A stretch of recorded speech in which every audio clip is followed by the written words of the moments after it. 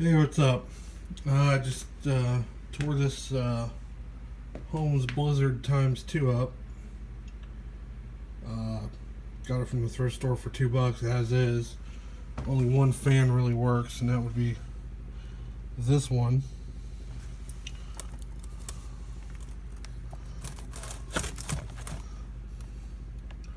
Little GE motor in there.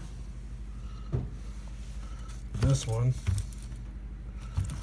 was kind of seized up, but that's what happens when you turn it on.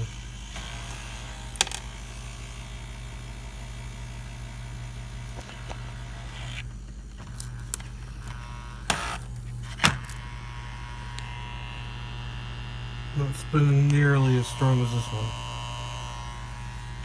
So definitely, I don't know. It's like I don't know, sometimes it won't start even, but it spins perfectly free now. I don't know. I think if the thermal fuse was blown, it wouldn't do anything.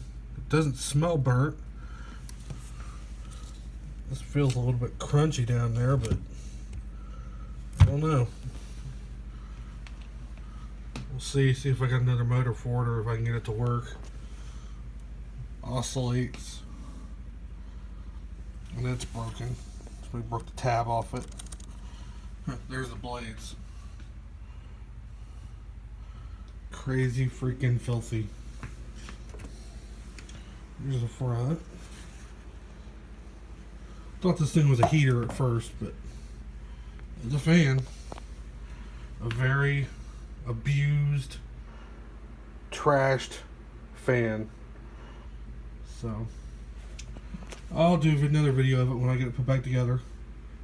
Just wondering if by chance I can run the numbers on this motor, since it's a GE, and see if I can find a replacement for under $75.